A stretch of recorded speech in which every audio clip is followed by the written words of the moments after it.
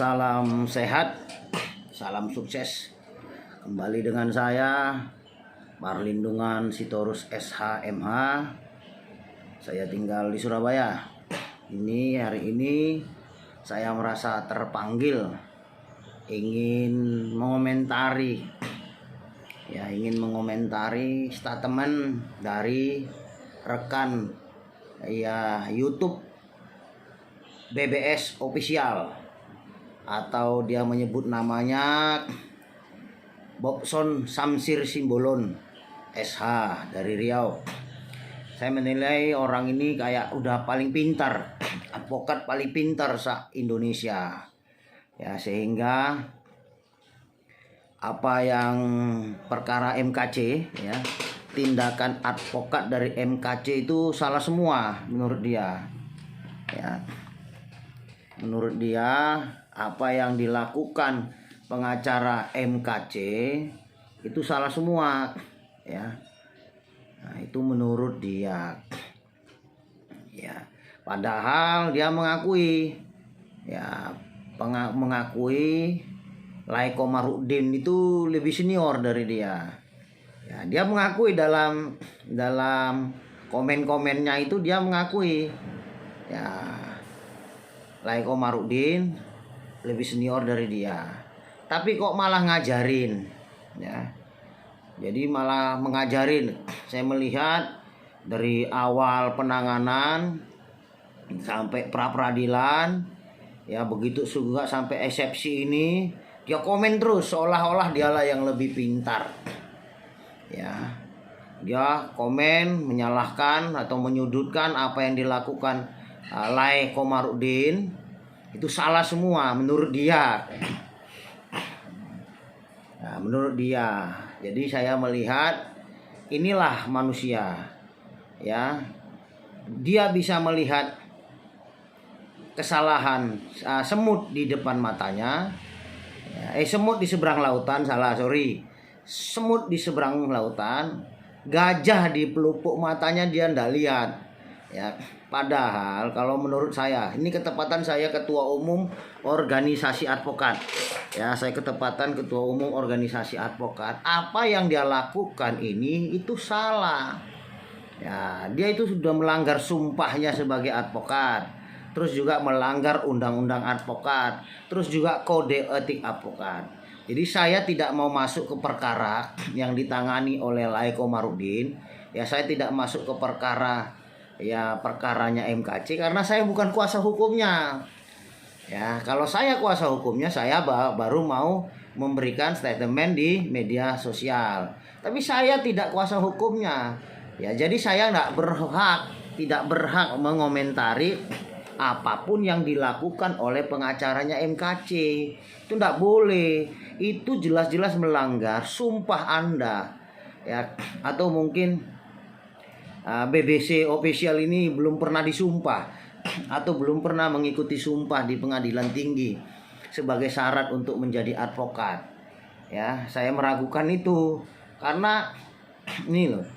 Apa sih dia niatnya untuk mengomentari semua apa yang dilakukan oleh pengacara Komarudin dan timnya atas penanganan perkara MKC? Kenapa dia sibuk ngurusin perkaranya? Apa dia nggak punya perkara, ya? Atau kamu nggak punya perkara, Le, ya? Kalau nggak punya perkara bisa disampaikan. Ya, katanya kamu punya banyak perkara. Ngapain sih ngurusin perkara orang lain? Ingat ya, advokat itu bebas dan mandiri. Saya saja sebagai ketua umum tidak pernah mengomentari anggota saya sebagai advokat. Beda kalau dia menanya atau minta pendapat hukum ke saya. Ya, baru saya berikan. Ada satu contoh anggota saya di Batang, Pengadilan Negeri Batang, menangani perkara pembunuhan. Ya, pembunuhan. Saya nggak komentari. Saya nggak mau komentari. Tapi kalau dia minta pendapat hukum dari saya, ya saya berikan. Ya, saya berikan. Kalau memang sudah dugaannya sudah kuat dan dakwaan jelas, untuk apa di eksepsi? Sudah langsung aja lanjutkan, karena eksepsi hanya menunda-nunda persidangan. Tuh.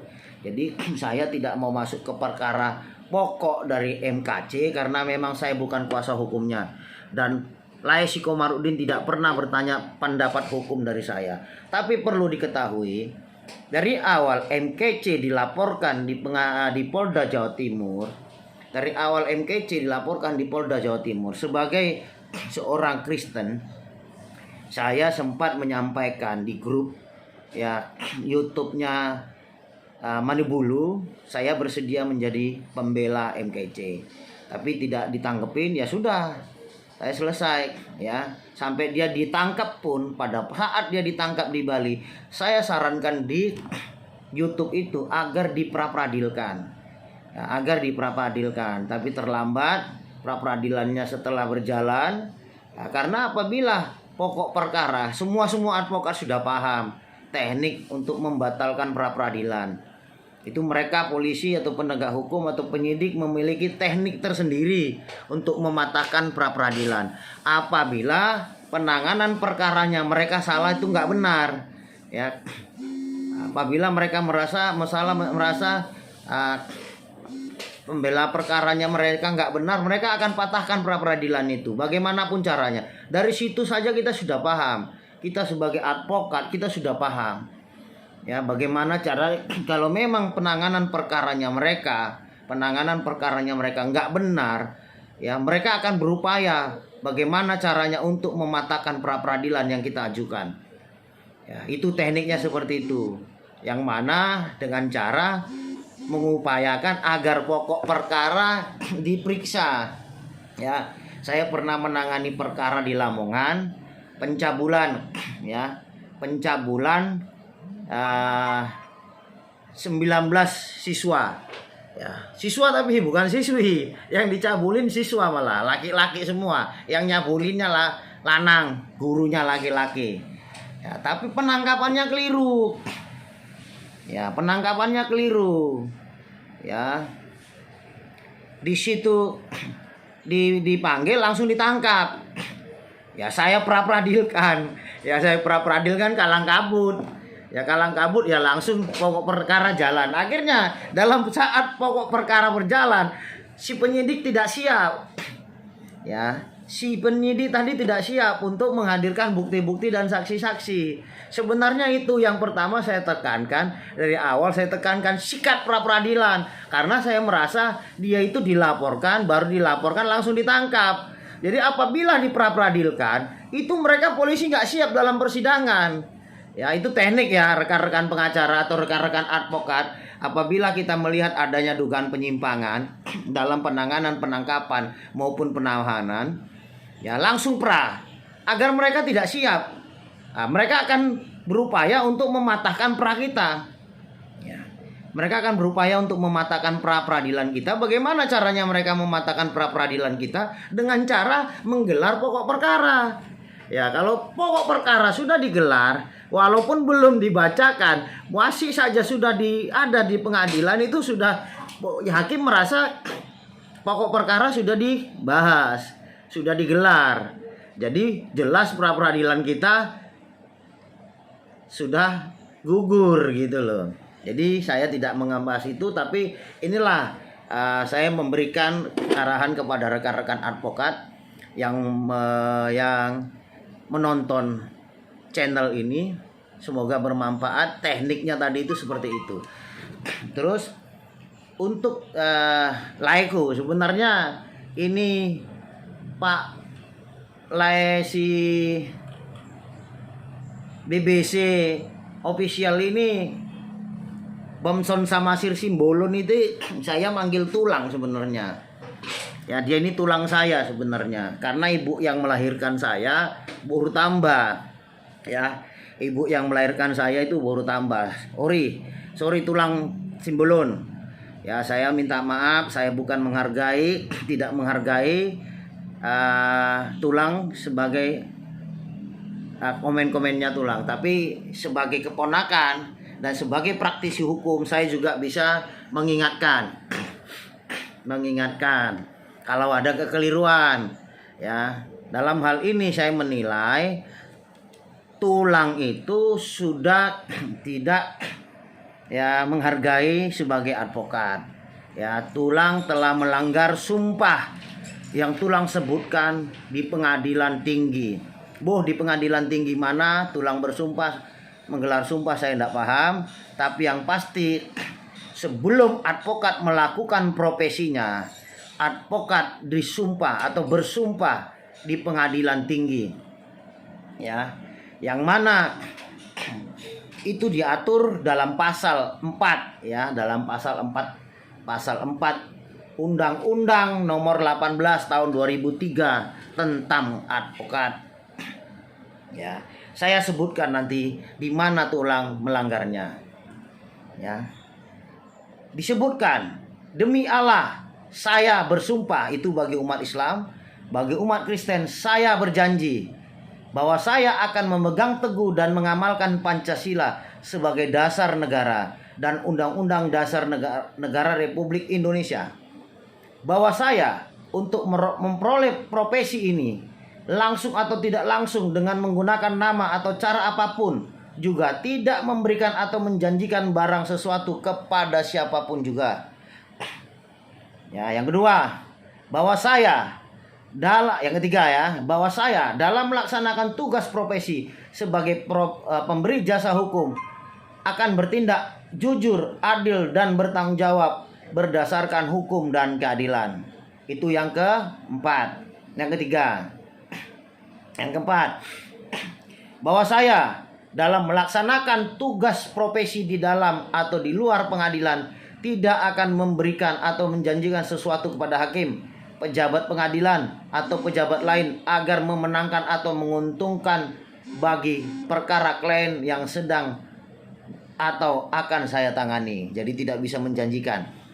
Yang kelima inilah yang tulang langgar. Ya, saya sebutkan tegas-tegas ya, bahwa saya akan menjaga tingkah laku saya, dan saya akan menjalankan kewajiban saya sesuai dengan kehormatan, martabat, dan tanggung jawab saya sebagai advokat. Jadi ya, tulang bersumpah atau berjanji menjaga tingkah laku dan menjalankan kewajiban sebagai bertingkah laku ya, menjalankan kewajiban sesuai dengan kehormatan, martabat, dan tanggung jawab sebagai advokat. Yang pertanyaan saya dalam hal ini, tulang itu sebagai apa dalam perkara MKC? Ya, tulang itu sebagai apa dalam perkara MKC? Kenapa tulang malah repot mengkomentarin perkara MKC? Ya, mau apapun yang dilakukan pengacaranya ya silakan. Tulang tidak ada kapasitas untuk mengomentari, untuk mengajari orang. Nanti saya sebutkan lagi pasal berapa yang tulang langgar. Ya, di dalam undang-undang advokat, tentang advokat itu, dan kode etik. Ya, terlebih tulang telah melanggar di kode etik. Nanti saya pamerkan. Jadi saran saya kepada tulang Sambolon, ya, tolong dibaca lagi kode etiknya. Ya, tolong dibaca lagi kode etik. Ya. Pasal 6 tentang penindakan. Nah, Undang-Undang Advokat menyebut advokat dapat dikenai tindakan dengan alasan. Advokat dapat dikenai tindakan. Jadi kalau advokat melanggar undang-undang advokat, ya, dapat dikenai tindakan. Berupa apa? Ya, apa perbuatan advokat yang dapat dikenakan tindakan. Jadi saya hanya mengarah di sini berbahas apa yang tulang lakukan saja. Ya. B, ya. Ayat B. Tulang telah melanggar ini. Saya sebutkan ya. Berbuat atau bertingkah laku yang tidak patut terhadap lawan atau rekan seprofesi. Pertanyaannya, apa yang tulang lakukan dengan mengomentari ya pekerjaan ya Lai Simanjuntak dan tim. Ya, apakah itu patut? Apakah itu patut? Nah, di sini disebutkan berbuat atau bertingkah laku tidak patut. Ya, pertanyaan saya, tanyakan hati Tulang. Apakah patut Tulang mengomentari pekerjaan orang? Tulang nggak dapat surat kuasa loh. Ya. Advokat itu bertindak berdasarkan surat kuasa. Nah, apa mungkin Tulang mendapatkan surat kuasa atau surat tugas dari Polri sebagai buzzer? Ya, apa mungkin seperti itu? Kalau memang itu yang Tulang dapat dari Polri, dari penyidik untuk sebagai buzzer mengomentarin perkaranya MKC, ya Tulang sudah pengkhianat namanya ini. Pengkhianat dalam tubuh advokat, ya. Tulang sudah tidak bisa disebut sebagai advokat yang profesional, ya. Apabila Tulang dapat tugas dari Polri sebagai buzzer atau ngangkat-angkat telur, ya mungkin saja ngangkat telur. Nggak mungkin lah, jauh kali dari Mabes Polri memerintahkan orang Riau.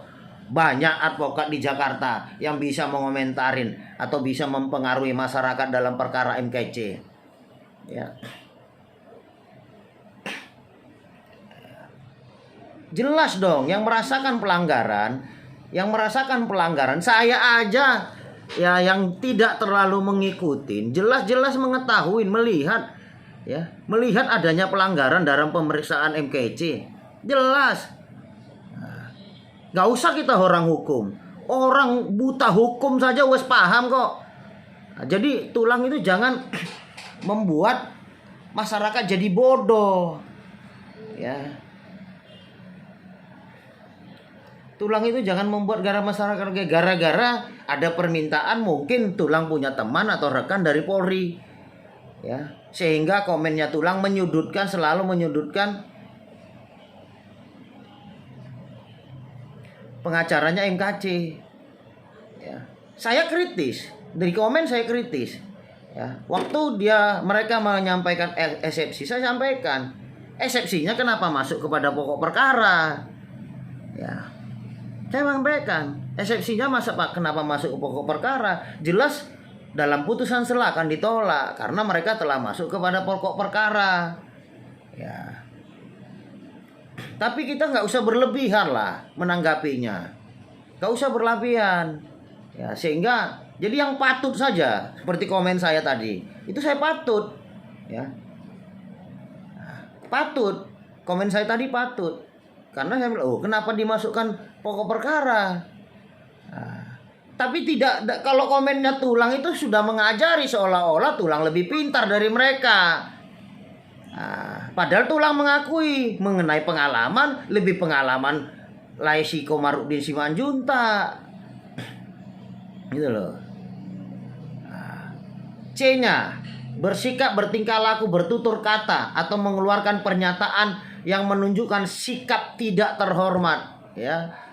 Bersikap, bertingkah laku, bertutur kata atau mengeluarkan pernyataan yang menunjukkan sikap tidak hormat. Ini kan Tulang menunjukkan sikap yang tidak hormat kepada rekan profesi. Ya.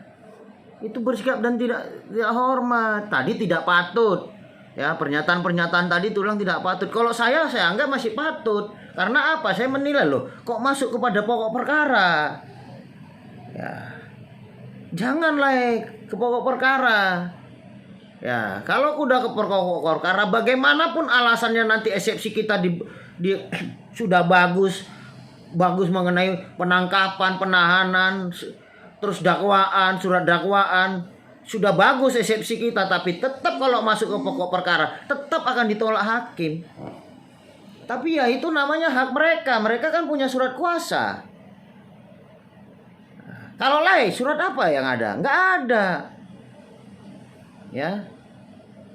Tapi lain sudah bersikap, bertingkah laku, bertutur kata atau mengeluarkan pernyataan yang menunjukkan sikap tidak hormat. Hormatilah lain. Jangan merasa udah pinter. Ya, kalau lain pengen merasa sudah pinter, mau adu argumen hukum, monggo saya terima kapan lain ajak saya berdebat hukum. Saya tunggu. Nomor saya gampang diingat, gak sulit kok. 0822 ya, 0822 45-nya 3 kali, 25-nya 3 kali. Nomor cantik lah, gak sulit menghafalnya. 0822 4555 2555 ya, 0822 45-nya 3 kali, 25-nya 3 kali. Jadi 4555 2555. Ingat. Ya, saya siap menunggu kapanpun lah mau ngajak saya berdebat terkait dengan masalah penanganan MKC. Saya tunggu. Tapi kalau Lai sudah dapat surat tugas atau sudah dapat surat kuasa atau dapat surat perintah dari penyidik Polri untuk membela perkaranya, atau mungkin istilah sekarang jadi buzzernya Polri, ya saya mau bilang apa, itu rezeki Lai kan gitu ya. Tapi namanya Lai sudah mengkhianatin profesi advokat, dan Lai tidak layak dinyatakan ya profesi yang mulia ya, gitulah ya. Nanti saya akan lanjutkan lagi ya. Pasal 5 dalam Undang-Undang Advokat jelas menyebutkan advokat berstatus penegak hukum, bebas dan mandiri yang dijamin oleh hukum dan peraturan undang-undang. Jadi advokat itu bekerja sebagai penegak hukum, bebas dan mandiri ya, tanpa intimidasi seperti Lai lakukan. Cobalah perhatikan, penegak hukum itu ada berapa ya? Penegak hukum itu ada 4, polisi, jaksa, hakim, advokat. Ada nggak polisi mengomentari pekerjaan polisi? Ya, coba Lai lihat dulu selama ini Lai beracara, selama ini Lai menjadi advokat. Ada nggak polisi mengomentari pekerjaannya polisi lainnya? Atau jaksa memberikan statement pekerjaan jaksa lainnya? Atau juga hakim? Gak ada Lai. Seumur-umur saya nggak ada lihat itu. Malah mereka salah ditutupin kok. Malah mereka saling bantu. Contoh saja kita lihat dalam perkara MKC. Orang buta hukum pun melihat adanya dugaan penyimpangan dalam penanganan MKC. Orang buta hukum loh itu. Ya, orang buta hukum loh itu. Jelas ada penyimpangan di MKC. Ya. Satu, ya, nyata-nyata saja loh. MKC dikasih makan tai. Lai pernah masuk penjara nggak? Lah pernah masuk penjara nggak? Lah saya ini mantan polisi lah. Nah, saya mantan polisi. Saya pernah menjalani RTM. Ya, saya pernah menjalani RTM. Nah, jadi paham bagaimana keadaan di dalam. Jelas dong. Bagaimana kalau bisa seorang tahanan memberikan tai ke mulut tahanan lainnya? Itu nggak ada itu. Nggak mungkin kalau tidak ada penyimpangan. Karena itu kamar-kamar itu terkunci semua lah. Dikunci semua. Ya. Dan bagaimana bisa pengadilan perkaranya di Bandung, di Bali, di Badung, di Bali, tapi di sidangnya di Ciamis. Terus bagaimana bisa ketemu masuk pra peradilan pokok perkara berjalan? Lah kayak nggak pengacara saja sih. Udahlah, kita jangan saling mengomentarin pekerjaan orang lain. Jangan. Ya, nggak boleh gitu tulang. Ini beremu yang ngomong ya. Ya, terus saya akan membahas pelanggaran Lai dalam kode etik advokat. Ya, kode etik advokat Indonesia. Kode etik advokat Indonesia menyebutkan advokat sebagai profesi yang terhormat atau disebut juga opium nobile yang dalam menjalankan profesinya berada di bawah perlindungan hukum, undang-undang dan kode etik, memiliki kebebasan yang didasarkan kepada kehormatan dan kepribadian advokat yang berpegang teguh kepada kemandirian, kejujuran, kerahasiaan, keterbukaan. Bahwa profesi advokat adalah selaku penegak hukum yang sejajar dengan instansi penegak hukum lainnya, dan oleh karena itu sama lainnya harus saling Ini tak tekankan, saling menghargai antara teman sejawat juga antara penegak hukum lainnya. Jadi pada intinya di kode etik advokat menekankan ya saling menghargai antara teman sejawat. Ini teman sejawat. Saya menghargai Tulang, karena itu saya memberikan nasihat. Saya nggak tahu nomor HP-nya Tulang. Kalau saya tahu nomor HP-nya Tulang, saya telepon. Ya, kalau saya tahu nomor HP-nya Tulang, saya telepon. Pasti saya telepon. Nah, tapi karena saya tidak tahu nomor HP-nya, ya saya masukkan di YouTube juga. Itu juga kalau Tulang nonton YouTube saya, channel saya. Mudah-mudahan Tulang menonton agar kita tidak saling salah menyalahkan. Oke Tulang? Ya. Saya masuk lagi ke pasal 5. Ya. Pasal 5 kode etik advokat tentang hubungan teman sejawat. Ini saya bacakan ya. Saya bacakan ada 5 ayat. Ada 6 ayat. Ya, hubungan dengan teman sejawat. Ayat pertama. Hubungan antara teman sejawat, advokat harus dilandasi saling menghormati, saling menghargai, dan saling mempercayain, ya. Saling dilandasi, harus dilandasi sikap saling menghormatin, saling menghargai. Jadi Tulang, saya sudah menghargai Tulang, ya. Tolong juga ini saya menghargai sebagai Tulang lah dulu. Tapi sebagai advokat pun saya juga telah menghargai Tulang, ya, menghargai dan menghormati Tulang. Ya, saya tidak mengomentari masuk ke perkara, tapi saya mengomentari apa yang Tulang komen-komen Tulang kepada rekan Komarudin Simanjuntak. Ya, pertanyaannya, apakah Tulang adalah orang suruhan dari Polri? Yang tahu yang tahu Tulang dan Polri. Dan yang Maha Kuasa, ya. Tuhan hidup tidak tidur, ya. Tuhan kita tidak tidur, ya. Tuhan tidak tidur, ya Tulang ya. Terus ayat yang kedua, advokat jika membicarakan teman sejawat, ya.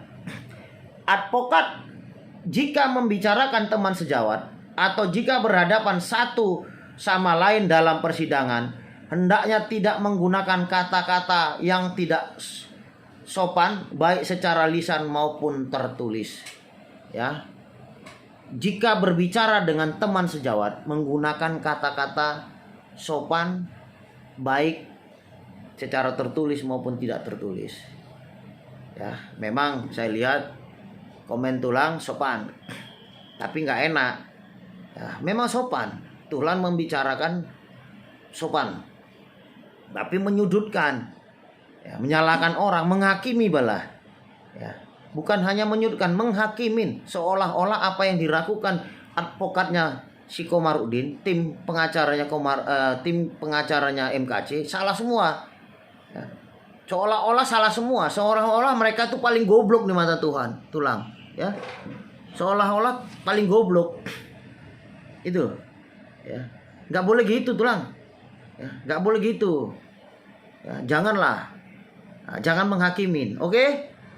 Ayat yang ketiga, keberatan terhadap tindakan teman sejawat, keberatan terhadap tindakan teman sejawat yang dianggap bertentangan dengan kode etik advokat harus diajukan kepada Dewan Kehormatan untuk diperiksa dan tidak dibenarkan untuk disiarkan melalui media massa atau cara lain.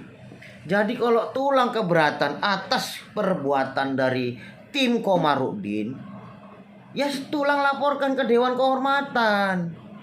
Nah, tapi itu pun Tulang tidak punya hak. Apa kapasitasnya Tulang melaporkan ke Dewan Kehormatan? Tulang bukan kliennya.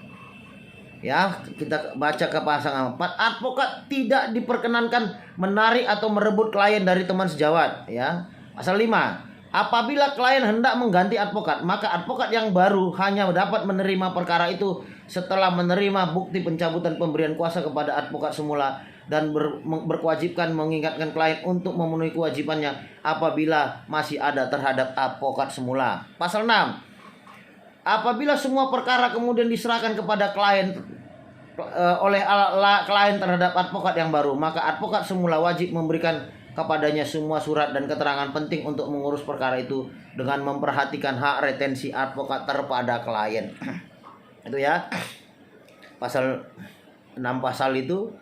6 pasal itu tolong bacalah. Gak perlu saya jelaskan lagi.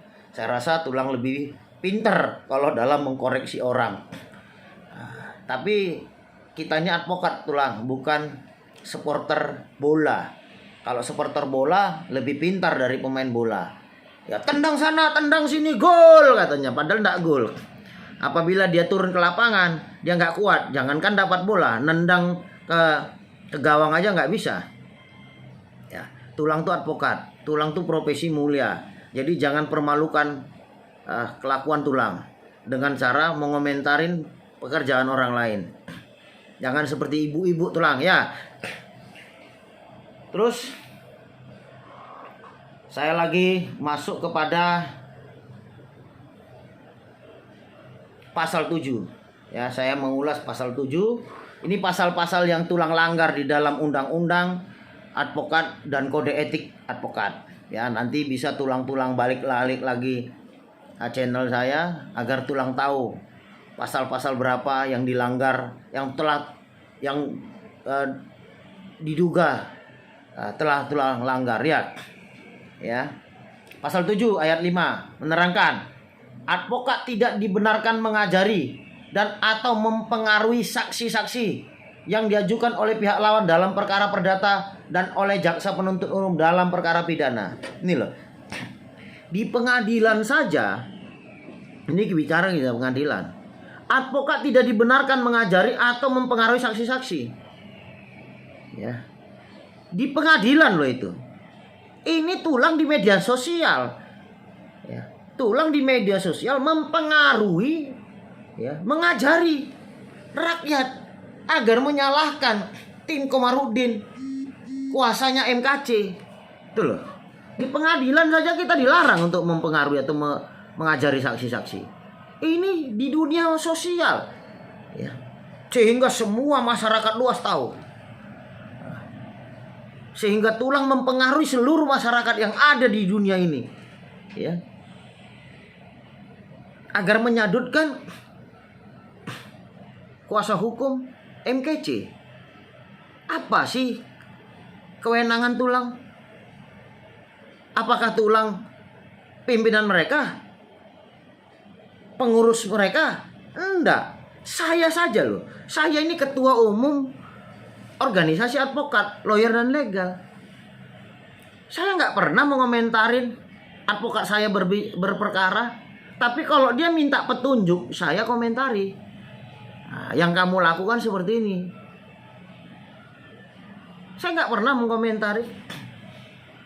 Itu loh. Tulangku, sayangku, hasianku, ya. Terus pasal 7 dengan tegas menyebutkan advokat bebas mengeluarkan pernyataan-pernyataan atau pendapat yang dikemukakan dalam sidang pengadilan dalam rangka pembelaan dalam suatu perkara yang menjadi tanggung jawabnya, baik di dalam sidang terbuka maupun di dalam sidang tertutup, yang dikemukakan secara proporsional dan tidak berlebihan, dan untuk itu memiliki imunitas hukum baik perdata maupun pidana. Coba ya, kita bahas ini. Tim Komarudin, tim kuasa Komarudin itu bebas mengeluarkan pendapat-pendapat apapun di pengadilan. Mereka itu loh tidak bisa diperdatakan atau dipidanakan. Ya. Mereka bebas melakukan apapun di pengadilan itu, tulang. Tapi di tulang mengomentarinya. Ya. Dan nggak boleh, kalian nggak boleh seperti ini. Wah, emangnya polisi lalu lintas, tulang? Emangnya polisi ada di advokat? Oh, kamu nggak boleh gitu. Nggak bisa. Itu namanya tulang mengajarin ayam bertelur, mencampurin yang bukan campur urusan tulang. Apa tulang dibayar? Kalau saya menyebutkan tulang dibayar, gimana? Sakit hati nggak? Kalau saya menyebutkan tulang dibayar oleh Mabes Polri untuk menyalahkan, mempengaruhi masyarakat, menyalahkan kuasa hukumnya MKC, tulang nggak sakit hati?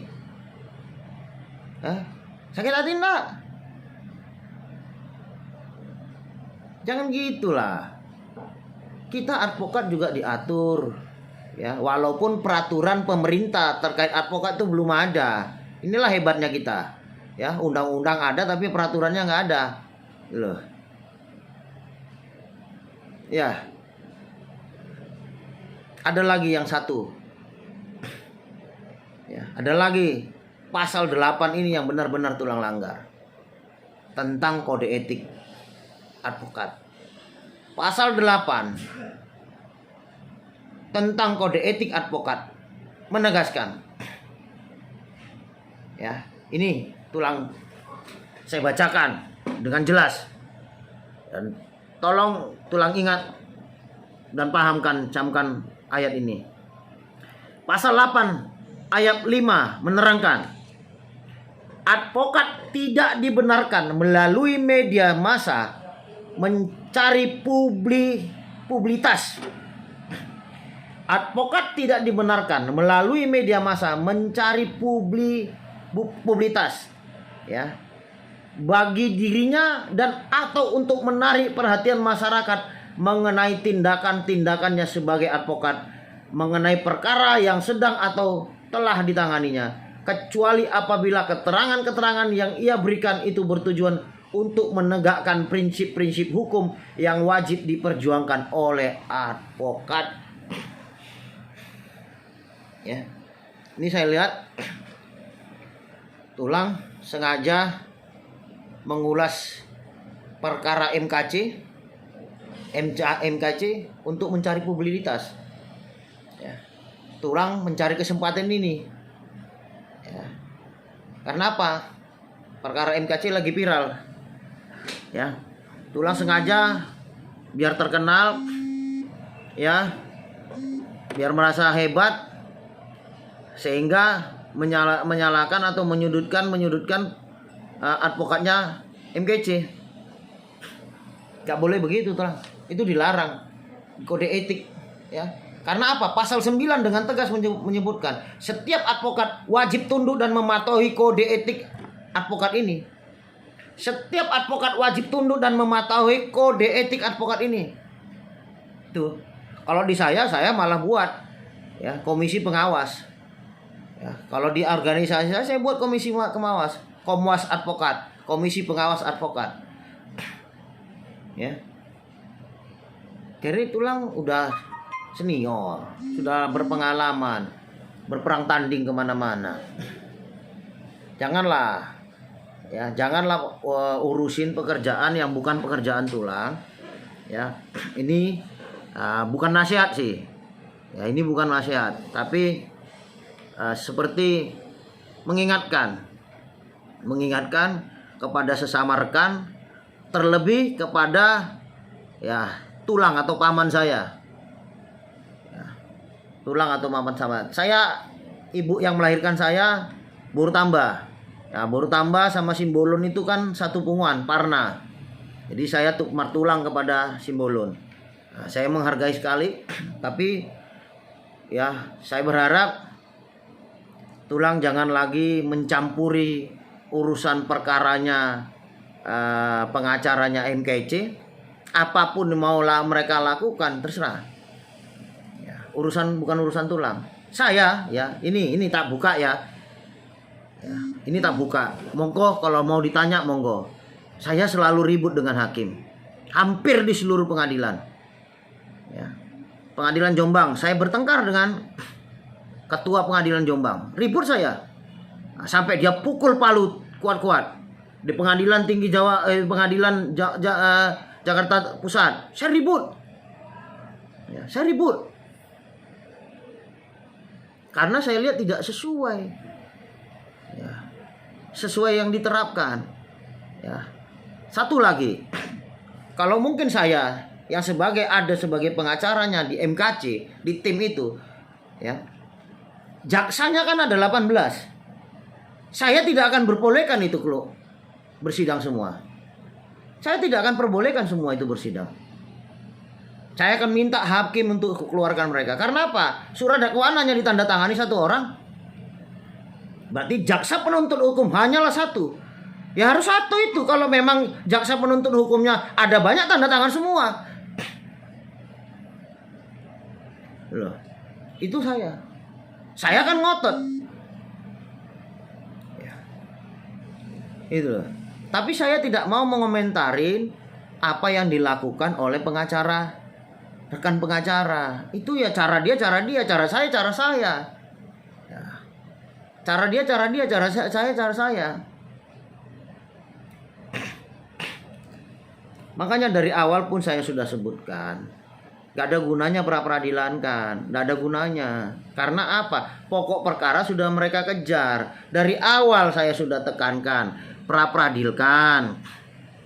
Nah, pra-peradilkan sebelum mereka mengumpulkan saksi-saksi agar di dalam persidangan mereka keteledoran. Ya.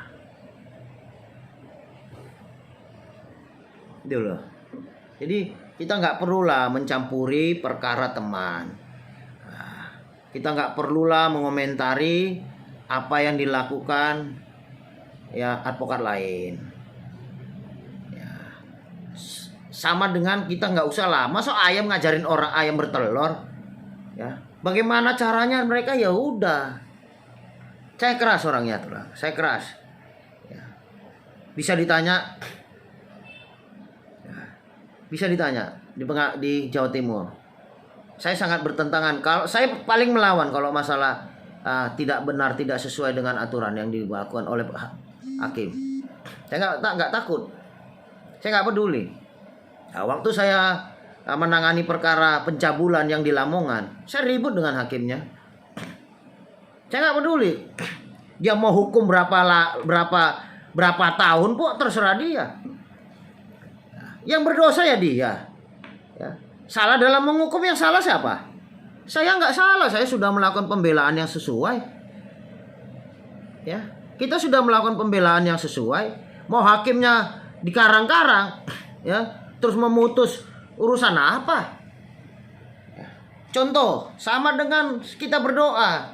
Ya, contoh kita berdoa kita juga dikabulkan Tuhan, ya Tuhan yang kabulkan. Terserah dia. Nah, kita bisa apa? Kita kan cuma bisa berdoa. Keputusan tetap di dia. Begitu juga di dalam persidangan ini, dalam perkara ini. Komarudin sudah melakukan sesuai sebagaimana dia merasa mereka sudah melaksanakan dengan maksimal. Ya, mereka sudah bekerja dengan maksimal. Tapi tulang komentarin yang nggak enak. Sakit nggak? Coba tulang seandainya dilakukan seperti itu. Tulang sudah bekerja, berbuat secara maksimal. Tapi komentarin nggak baik.